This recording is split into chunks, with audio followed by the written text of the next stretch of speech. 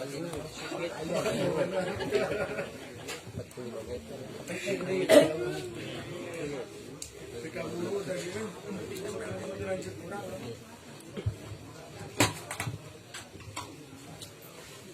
pawitan lah mengitai. Alhamdulillahirabbil alamin wa bihi nasta'inu ala umuri dunya waddin. Asyhadu an la ilaha illallah wahdahu la syarikalah wa asyhadu anna Muhammadan abduhu wa rasuluhu alladzi la nabiyya ba'dah. Amma ba'du. Wa qala Rasulullah sallallahu alaihi wasallam, idza ra'aitumur rajula ya'tadul masjida fashhadu lahu bil iman. Qala Allah ta'ala, innama ya'muru masajidallahi man amana billahi wal yaumil akhir. Para hadirin ihwati iman, jamaah pengawasan jamaah kajian anu sami-sami hadir dina ieu patempatan. Aya sabagian jalma anu ku Allah dianggap spesial, anu ku Rasul dianggap istimewa dibandingkeun jeung jalma anu liana.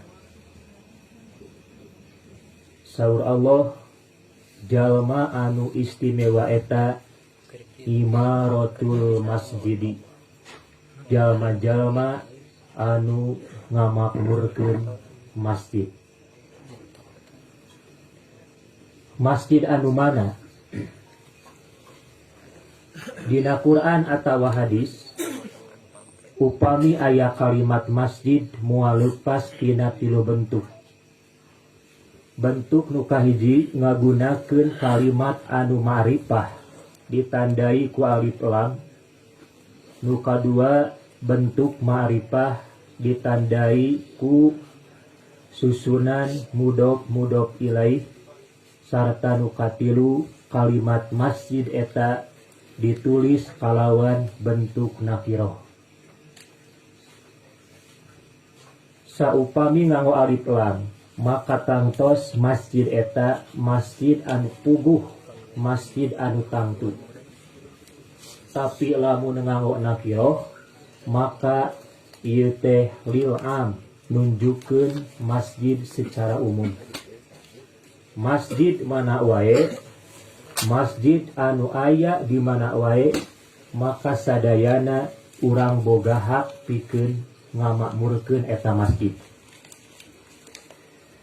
Dugikeun ka Rasulullah ngadawuh, idza ra'aitumur rajula ya'tadul masjida, saupama aranjeun ningali lalaki, ningali jalma anu gesit ka masjid, fashhadu lahu bil iman, maka saksikeun yen manehna bener-bener ngabogaan kaimanan.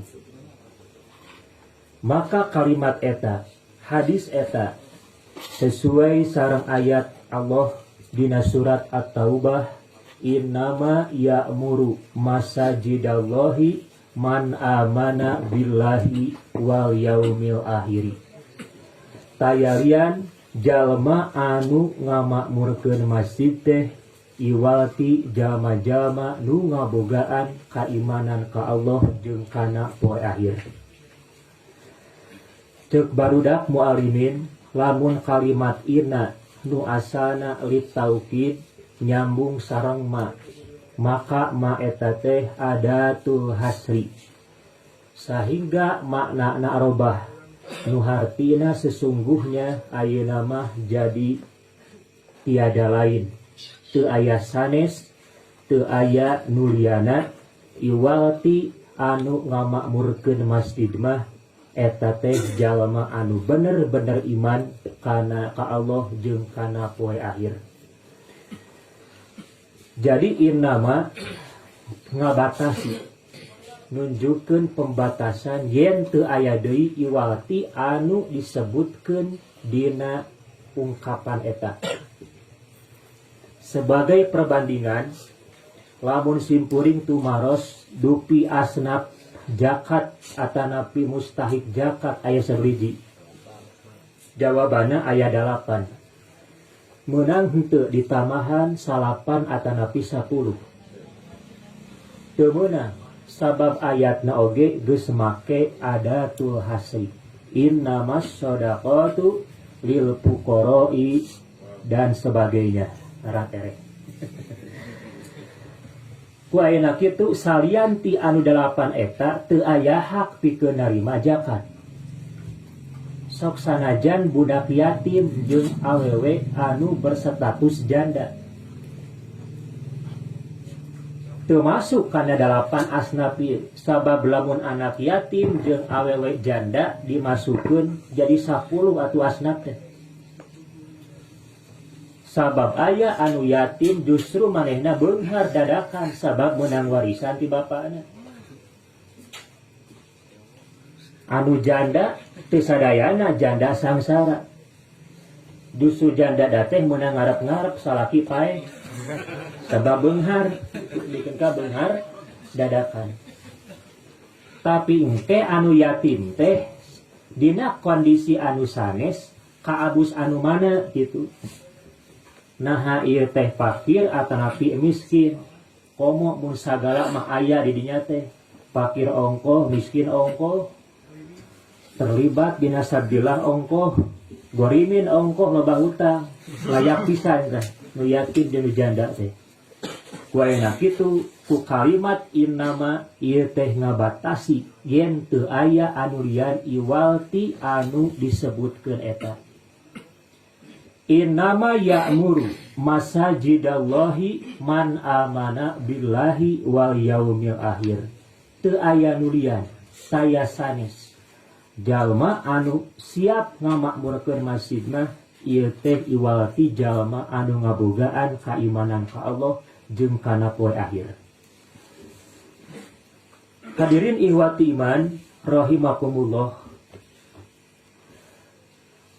Urang geus apal kumaha kautamaan jalma anu ngalengkahkeun sukuna ka masjid dina bentuk pemakmuran segi kumaha wae.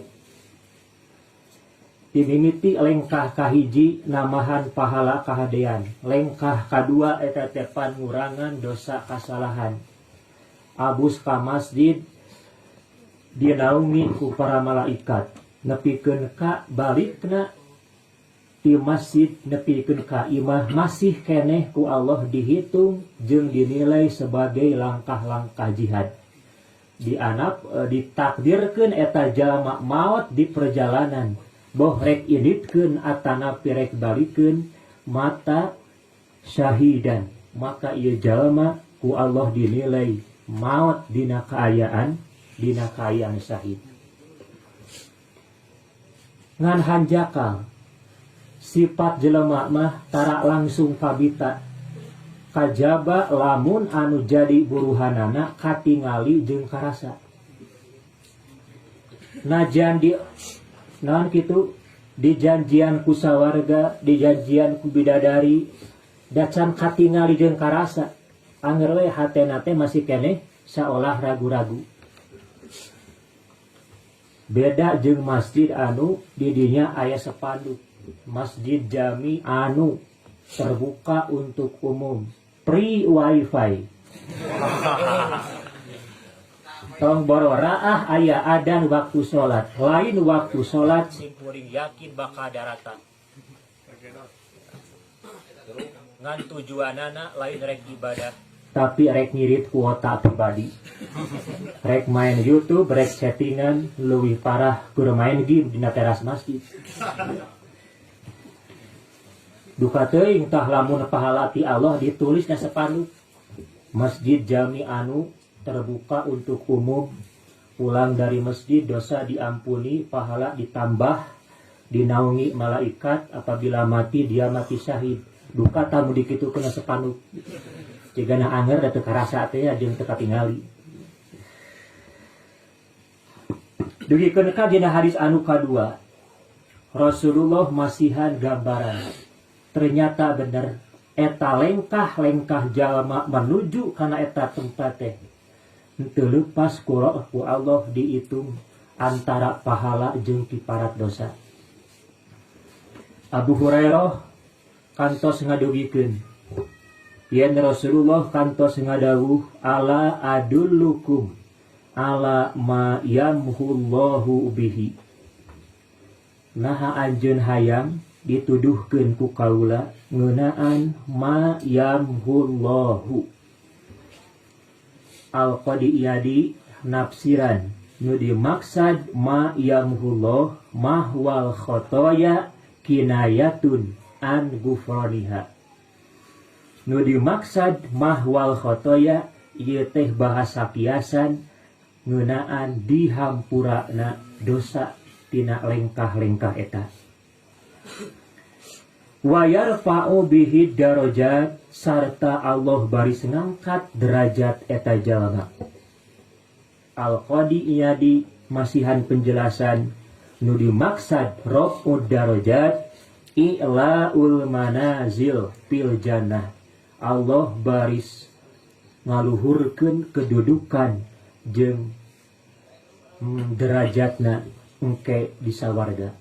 Anu urang teu apal kumaha Allah bentukna ngangkat derajat urang jaga di sawarga khususna pikeun ahli masjid. Ternyata Rasulullah masihan 3 solusi pikeun ngajadikeun jalma dihampura dosa diangkat derajatna. Hiji, isbagul wudu'i alal makarih.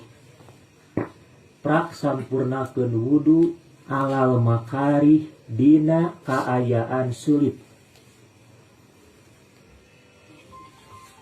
Al isbag ae isbabil wudu wa tamamahu nyampurnakeun wudu kalawan sampurna. Timimiti samaneh wudu maca basmalah nepikeun ka ngumah panangan istinsaq jeung tamadmad sareng istinsar guslul wajhi guslul yadain mashur ra'si nepikeun ka guslur rijri ngawasuh sampean beresna maca 2 kalimah syahadat. Bari harita teh alal makarih keur dina kaayaan makarih. Makarih tina kariha dina kondisi anu urang sabenerna mah dina kaayaan lain nu dipikahayang.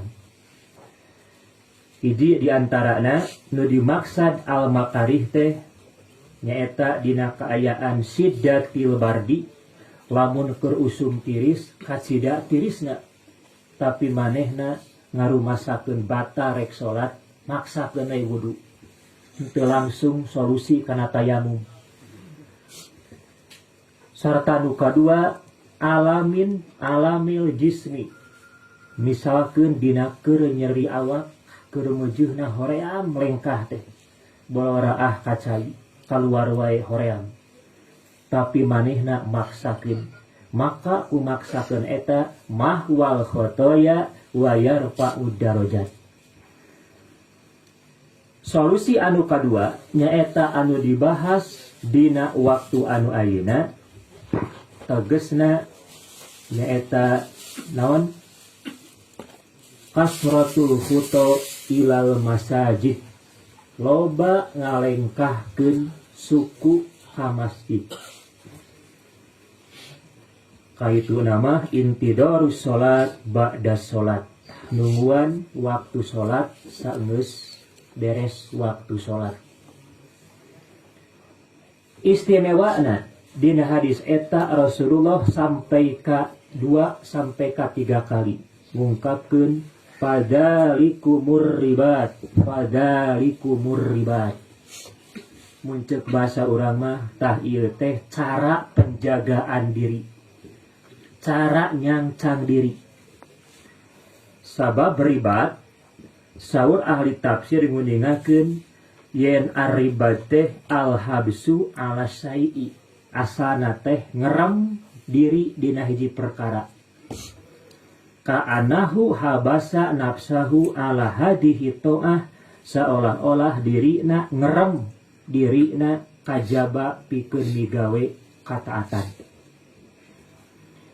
Dumata jalma anu loba lengkah ka masjid mah dirina bakal seolah-olah kaitet, bakal hese miang kana kasalahan, oge bakal salilana cicing aya dina kataatan. Mata poin ieu ku Rasulullah disimpen dina urutan poin katilu, salah cara sebagai cara non salamet tina buruan ajag manusia nu disebut setan. Saur Rasul setan teh ibarat ajag nu jadi buruana nyaeta manusia. Ibarat ajag anu ngudag-ngudag sato misalkan sabangsa domba. Jalma anu lengkahna loba ka masjid, Rasulullah masihan nerapkeun poin katilu pikeun salamet tina buruan ajag eta. Mata dina hadis anu diriwayatkeun ti Imam Ahmad, inna syaitona dibul insani, saestuna setan teh ajagna jelema. Kadi bil gonami ya'khudhu syat al-qadiyah an-najiyah, seperti serigala ajag anjing leuweung anu moro sabangsa doma anu misah tina kumpulan anu nyengcan tina kumpulan.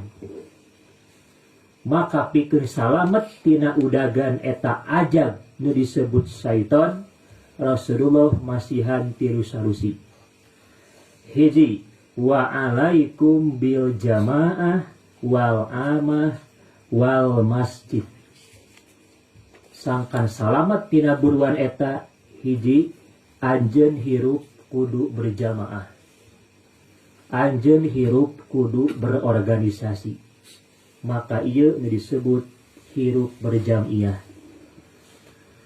Istimewana wa alaikum bil jamaah ku Rasulullah disimpen dina poin nomor hiji. Nu mata kalimatna oge aya alaikum aya iyakum. Upami alaikum lil iltizam, menunjukkan suatu kemestian, suatu keharusan. Bisa jadi kadituna suatu kewajiban, upami aya ungkapan wa alaikum. Tapi lamun ungkapan wa iyyakum eta teh litahdir, sebuah peringatan yen ulah ngadeuketan eta perkara. Mata aya hadis wa alaikum bil jamaah wa iyyakum bit tafarruqah. Aranjeun kudu berjamiah sarta koma aranjeun ulah rek misahkeun diri. Lamun encan mampu bil jamaah maka wal amah kudu loba ruang riung, kudu loba ngumpul. Sok sanajan kumpulana ieu mah teu acan terarah rekamana kumpulan teh, nu penting minimal kumpulan dina agama heula.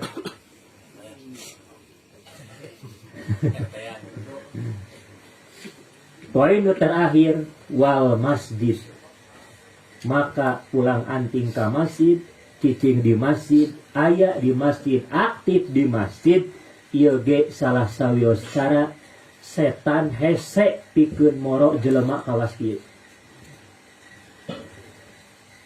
Hadirin ihwati iman rahimakumullah, ku ayeuna kitu ngamakmurkeun masjid henteu mandang usia. Berlaku kurekolot komo nu ngaranna budak ngora mah. Sabab gambaran keayaan Islam nu bakal datang tergantung kumaha pemudana ka masjid na waktu ayeuna. Ulah sampai ka dina satu ayeuna nu adan teh aki-aki we. Nu lapat-lapat na oge geus beda harti da ngoson teh. Da hayya ala salah rek kumaha kieu. Nah, cokatin hayya ala salah gitu.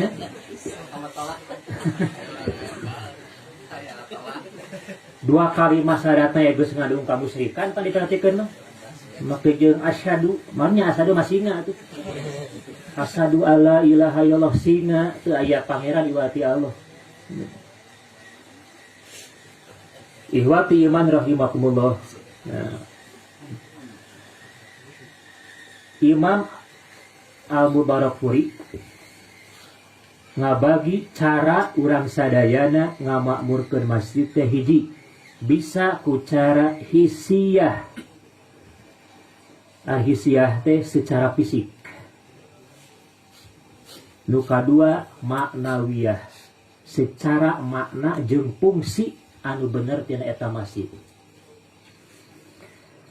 Tina hisiyah bina'uhu wasiyanatuhu wal i'tina'u binadawfatihi. Eta cara ngamakmurkeun masjid secara hisiyah. Ngabangun, miara, ngajaga, jeung marasihanana eta bagian tina imarul masjid hisiyatan. Ngamakmurkeun masjid secara fisik. Tapi kadangkala aya jalma teh secara hisiyah mah mampu, tapi ternyata secara maknawiyah mah seolah-olah anu berat. Naon maknawiyahna? Ato'ah wa dzikri. Ngalaksanakeun sagala bentuk kataatan jeung parentah ti Allah di eta masjid, oge wa dzikri ngayakeun sagala bentuk-bentuk kagiatan anu sifatna dzikir. Salian teh eta ngajaga kana ahkamuhu, hukum-hukum aturan-aturan nu berlaku ke eta masjid. Sampai urang sementara ayeuna aya dina posisi anu mana? Dina bagian imaratul masjid. Hiji, dina cara hisiyah kan ku urang kauninga. Man bana masjidan, sing saha anu ngabangun masjid, banallahu baitan fil jannah, maka Allah bakal pangbangunkeun imah. Kata Nabi aya nerjemahkeun istana di sawarga. Oh kagamar we ternyata surga teh lain ruangan. Surga itu bukan ruang, surga itu adalah alam. Arduhas samawati wal ar. Alam surga jeung alam neraka teh legana teh salega langit jeung bumi. Ternyata bener dina eta alam teh aya baitan buyutun. Baitun buyutun, aya ruangan-ruangan, aya imah-imah. Lain kontrakan, ya ada sementara kontrakan. Tuh. Ku Allah dibangunkeun istana, ku Allah dibangunkeun imah. Dan sok aya anu manyang pertanyaan teh udah sareng eusi, nah sareng imah teh. Sieun eueuh anu etaan. Make jeung bidadari na di imahna teh. Nu pakaiana ngalangkang teh. Ibarat ya kan. Anu terkuat dipandang lila dan sebagainya. Karimari teh eta maneh ngabangun geus sianan teh kitu. Di bare ieu mah hayang jeung isina ari ngabangun teu sian gitu.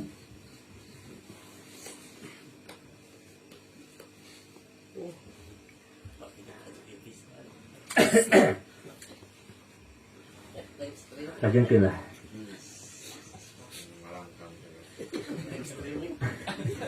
Nah, lain kita.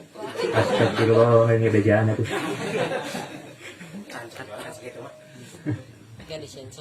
Ulang ya.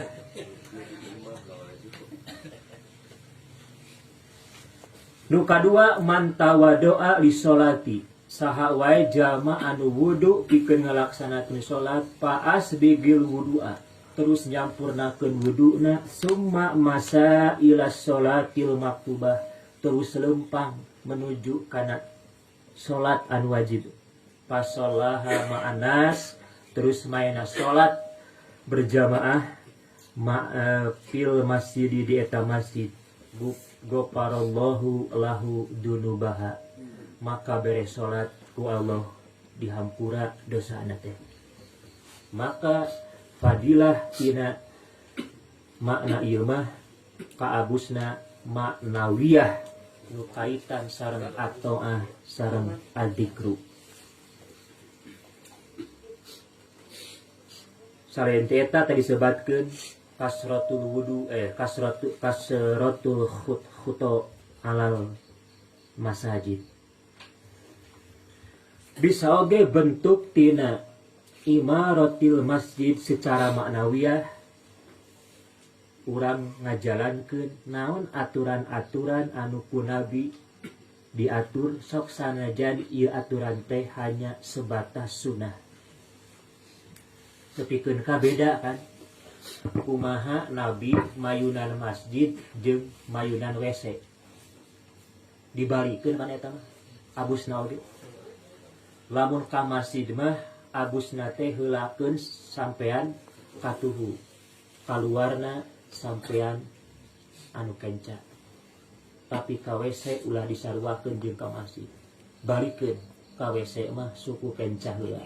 Geus kaluar kakara katuhu. Malah aturan abus ka masjid ieu henteu sedetail aturan abus ka imah. Di simpuring benaros aya nu menakan teu mun ka imah sampean mana heula. Suga anu menakan hadisna. Teh keur neangan asa can menakan gitu. Ari nyieun sorangan pan teu meunang.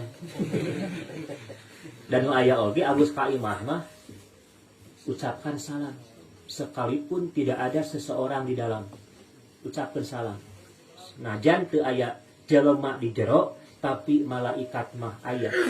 Sarta ingat di jero imah urang sadayana lamun abus kitu wae aya Kang Dasim jeung Neng Dasimah. Naon si Dasim teh? Dasim teh setan lalaki, Dasimah setan awewe anu sok cicing di imah urang. Mang Dasim.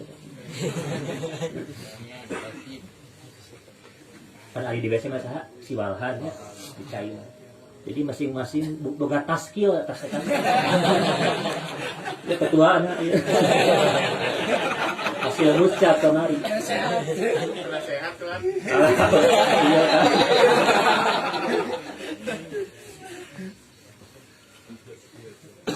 Dugikeun ka memeh ngalaksanakeun salatna naon lamun aya waktu jeung luang anu panjang. Rasulullah nganjurkeun fala tajlis hatta yusolli rakaataini.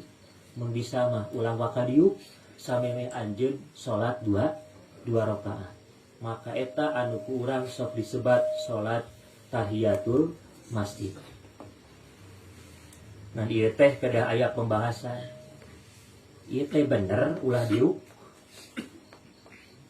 Saat aya nu kieu nalika jalma dititah salat tahiyatul masjid, pameng sanes cali. Da hadisna oge fala tajlis hatta yusolli rakaataini. Ulah diuk sapanjang can salat 2 rakaat. Datu simpuling mah henteu satiap ungkapan parentah henteu ngandung harti kudu ngalaksanakeun parentahna eta. Tapi hiji waktu mah satiap parentah teh justru tuntutanna mah pikeun ngajauhan sabalikna. Wan kitu deui larangan kana hiji perkara henteu hartina kudu ngajauhan perkara eta. Hiji waktu mah nu jadi tekananana pikeun ngalaksanakeun sabalikna ti dinya. Fala tajris hatta yusolli rakaataini. Ieu teh ulah lain nyarek diuk lain nitah salat ieu. Naon buktina kapan nalika Rasul jumaahan ya aya jalma anu telat jumaahan ka masjid langsung diuk pada harita teh untuk salatna teh diuk teh berarti saur Nabi nah anu geus salat 2 rakaat teu acan sok salat heula pan salat harita bari geus diuk kitu. Jadi numutkeun simpulna diuk eta teh henteu mutuskeun aya jeung teu ayana tahiyatul masjid. Ngan larangan diuk eta teh penekanan kana parentah pikeun migawe salat anu 2 rakaat eta, terutama dina tahiyatul masjid nalika jumaahan. Dia urang diuk, geus diuk ieu. Aduh, poho tahiyatul masjid acan, aya kana waktu nantung we na. Da harita mah lain larangan diuk sabdana, tapi parentah kalah ku kudu-kuduna gitu. Jadi keunka seolah-olah diuk oge dilarang, tapi lain harti dilarang diuk tapi kudu salat. Saeta si puri justru eta teh kapanci ku hadis eta.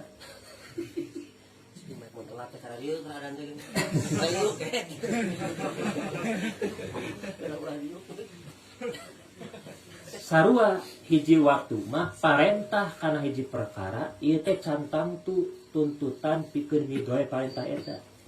Tapi intina mah penekanan pikeun ngajauhan sabalikna ti dinya.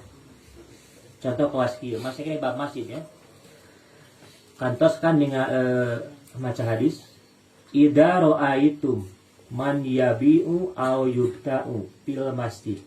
Lamun ada ngadenge ningali jalma anu jual beli di masjid, pakulu ucapkeun cenah ku anjeun la arbahallahu tijarataka, sintong payu sia dagangna. Cik eta teh marentah kudu kitu. Aya dagang di masjid sintong payu sia kehet. Da intina mah lain kudu ngucapkeun eta, tapi penekana mah ulah migawe eta. Nepikeun ka kalah ku ulah-ulahna layak pikeun didoakeun kitu. Ya.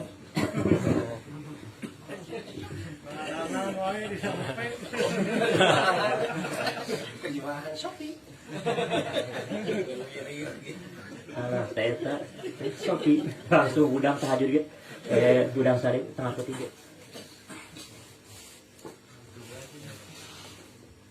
Sabaliknya saterasna aya oge pan larangan di masjid teh ulah ngumumkeun barang anu leuh. Teh bagian tina memakmurkan masjid karena memberlakukan hukum-hukum yang dilarang oleh Allah. Kapala wargi anu krumaos paleungitan hayam bangkok di masjid lupa jadi senang kalau bareng jumaah ya. Luka jalan hayam hubungnya we simpuri kumacik cek nabi lamun anjeun ngadenge jalma-jalma anu ngumumkeun kaleungitan di masjid maka prak doakeun sing tong panggih ya sia sing tong panggih ger teh dipraktekeun ku urang teh aya nu ngumumkeun sing tong panggih sia kehet lah nah kudu kitu ya teh parentah teh sama parentah mah jangan kabelmi tina teras umur teh inti nama lain kudu migawe kitu da anger ngadoakeun goreng mah ulah da santang tu goreng pisan atuh ieu mah kasalahan tapi inti nama ulah migawe kawas kitu.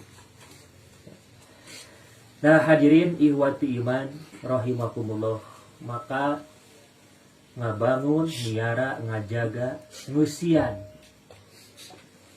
ngalaksanakeun naon wae di hiji masjid maka eta bagian tina ngamakmurkeun masjid. Sakaligus ulah kagok berlakukeun naon wae anu ku Rasul dilarang di eta masjid. Jual beli, ngumumkeun nu teu paruguh, ngumumkeun kaleungitan, terus naon deui anis syi'ri ya, nyanyi ngalagu di masjid. Sok sanajan di kalangan para ulama masih kene aya perdebatan dina kalebah lagu-lagu anu sifatna islami aya nu ngameunangkeun ya. Walau alam kesaduus nah eta ngalagu teh umum gitu keun ari dangdut mah geus puguh eta malah tong dicarita di masjid lagu-lagu sunah lagu pop geus puguh eta mah moal dilagukeun deui tapi ieu mah naon margina di urang nadoman istilahnya. Nah eta anu diiwalkeun atuh pintu ngan sa pamenak simpuring ngeunaan larangan nyanyi eta teu acan kapenak hadis pembatasna angin tina pendapat sebagian para ulama. Hadirin ikhwati iman rahimakumullah, wa inna itu pemuda sebagai generasi Islam ke depan. Maka gambaran kumaha keayaan Islam, kaituna kejayaan Islam jeung perkembangan Islam tergantung pemuda-pemuda remaja-remaja nu ayeuna kumaha perhatianana kana masjid. Peperihun urang ngabangun teu bisa atuh minimal meresihan jeung ngeusianana. Naha lamun teh mah Rasulullah diungkapkeun yen puncak jalma anu ngamakmurkeun masjid mah pang puncakna teh lamun dina hatena geus muncul karinduan kanu ka masjid. Tah simpuri ge mikeun ka dieu mencan cadogi kana derajat ieu mah rindu ka masjid. Teu kuat hayang berjamaah can aya. Teu kuat hayang gerak-gerak ka masjid atuh ieu teh nah tong mun adan teu kuat. Tah sebatas ayeuna urang sadayana masih kene berusaha teu acan menuju kana istilah hubul masjid, kerinduan ka masjid. Jadi lamun numutkeun Imam Al-Mubarakfuri mah urang mah teu acan seperti lauk dina cai, tapi kakarek seperti burung manuk dina kandang. Ulang ya, Imam Al-Mubarakfuri mengingatkeun jalma teh ka masjid teh aya nu seperti lauk dina cai jeung aya anu seperti manuk dina kandang. Ungkapan anjeunna li anal mu'mina fil masjidi kasamaki fil ma'i. Saestuna jalma mukmin mah mun aya di masjid teh seperti lauk di jero cai. Ieu nya lamun lauk di jero cai akuarium atawa balong dibedahkeun ku urang teh disaakan caina. Kira-kira eta lauk kumaha? Lauk bakaneangan celah-celah nu aya cai. Berarti eta lauk ngarasa aman jeung nyaman teh taya sanes dina tempat nu aya cai. Tah urang mah can nepi ka dinya. Urang mah siga nu kadua nu digambarkeun ku Imam Al-Mubarakfuri mah masih keneh seperti jalma anu munafik. Kumaha? Wal munafiqu fil masjidi qatayir fil qafas. Yen jalma anu munafik mah dia di masjid teh seperti manuk di jero kurung. Manuk jero kurung kumaha? Mapai-mapan yangan sela-sela hayang ngencar. Sok sanajan manukna geus apet anger pantokna dipalongkeun mah pasti manehna bakal kabar. Maka gambarkeun nalika jumaahan lamun simpuring keur khutbah ningali wae jam tembus tabit teh. Ieu geus betah di masjid ya. Ibarat manuk di jero kandang. Matak simpuring lamun jumaahan kajen cantun tas bahasan geus ningali nu teu betah mah angeus mah balik tutup perobana atina teu dan moal abus ayeuna mah. Kan omat ulah disalahgunakeun ngalah teuing urang kikiran. Hadirin ihwati iman rahimakumullah, wa inna kitu lamun hirup urang teu acan berkualitas maka solusina deukeutan masjid. Ibarat hirup urang masih keneh loba kasulitan maka awali langkah urang ku salat duha. Saperti lamun hirup urang kurang berkah ngarasa teu acan aya jaminan ti Allah maka omean heula salat subuh urang sadayana. Tilu sel eta anu kedah aya dina diri urang sadayana lamun ngarasa wae hirup urang teh ruwet maka ada satu sel yang putus. Lamun teu ka masjid putus berarti salat duha tara pisan. Lamun teu eta salat subuh kaberangan wae. Ya. Simpuring kanggo pamungkas aya hiji ungkapan si Alif mah ngeunaan masjid. Soal anjeuna masuk masjid itu gratis. Itu aya lumayan. Tapi kosong. Sementara masuk ke klub harus membayar, tapi selalu ramai. Natijahna berarti masuk surga itu gratis, sementara masuk neraka itu mahal. Dan bayar. Jika kamu melihat seorang hamba yang selalu rutin sholat di masjid, maka persaksikanlah kebenaran imannya. Karena Allah berfirman, naon? Innama ya'muru masajidallah man amana billahi wal yaumil akhir. Nalika hiji jalma ngalengkahkeun sampean ka masjid, hiji lengkah dicatat sebagai kahadean, hiji lengkah eta teh ngahapus kana kagorengan. Eta hadis. Kalau kakimu berat kau langkahkan ke masjid, maka berat juga bagi kakimu untuk membawamu ke surga. Sejauh apapun masjid pasti bisa dijangkau, tetapi bila hatinya yang jauh dari masjid, sedekat apapun tetap masjid akan sulit untuk dijangkau. Jarak kita dengan masjid bukan diukur dengan kaki, tapi jarak masjid mah diukur dengan hati. Najan jarakna jauh, tapi hatena deukeut mah masjid bakal karasa deukeut. Najan masjid hadeupeun imah, tapi hatena jauh mah masjid bakal karasa jauh. Kaseseueuran pemuda, gunung didaki, lautan diseberangi, masjid dilewati. Eta status update anu populer nya. Kehilangan sandal di masjid tidak masalah. Yang jadi masalah ketika apabila sandal ada tidak ada di masjid. Nu terakhir mah ieu tah nu paling peris mah. Dia jarang ke masjid. Suatu hari dia pergi ke masjid, barisannya paling depan daripada imam masjid.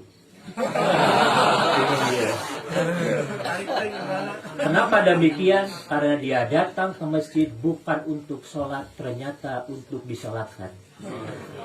Maut. Wassalamualaikum warahmatullahi wabarakatuh.